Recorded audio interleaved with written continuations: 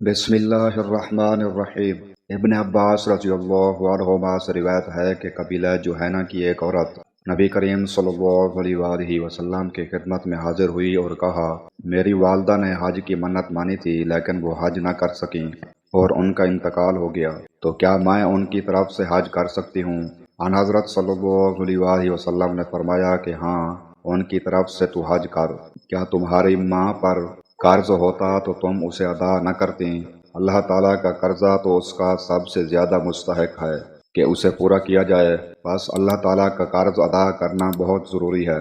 صحیح بخاری حدیث نمبر 1852۔ ابن عباس رضی اللہ عنہما روایت کرتے ہیں کہ نبی کریم صلی اللہ علیہ وآلہ وسلم نے فرمایا کہ کوئی عورت اپنے محرم رشتہ دار کے بغیر سفر نہ کرے، اور کوئی شخص کسی عورت کے پاس اس وقت تک نہ جائے جب تک وہاں ذی رحم محرم موجود نہ ہو۔ ایک شخص نے پوچھا، یا رسول اللہ، میں تو فلاں لشکر میں جہاد کے لیے نکلنا چاہتا ہوں لیکن میری بیوی کا ارادہ حج کا ہے۔ آپ صلی اللہ علیہ وآلہ وسلم نے فرمایا کہ تو اپنی بیوی کے ساتھ حج کو جا۔ صحیح بخاری حدیث نمبر 1862۔ حضرت انس رضی اللہ عنہ سے روایت ہے کہ نبی کریم صلی اللہ علیہ وآلہ وسلم نے ایک بوڑھے شخص کو دیکھا جو اپنے 2 بیٹوں کا سہارا لیے چل رہا ہے۔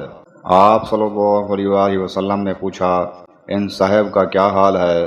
لوگوں نے بتایا کہ انہوں نے کعبے کو پیدل چلنے کی منت مانی ہے۔ آپ صلی اللہ علیہ وآلہ وسلم نے فرمایا کہ اللہ تعالیٰ اس سے بے نیاز ہے کہ یہ اپنے کو تکلیف میں ڈالیں۔ پھر آپ صلی اللہ علیہ وآلہ وسلم نے انہیں سوار ہونے کا حکم دیا۔ صحیح بخاری حدیث نمبر 1865۔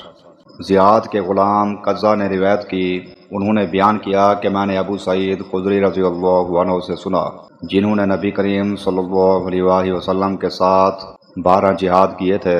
وہ کہتے تھے کہ میں نے 4 باتیں نبی کریم صلی اللہ علیہ وآلہ وسلم سے سنی تھیں، یا یہ کہ وہ یہ 4 باتیں نبی کریم صلی اللہ علیہ وآلہ وسلم سے نقل کرتے اور کہتے تھے کہ یہ باتیں مجھے انتہائی پسند ہیں۔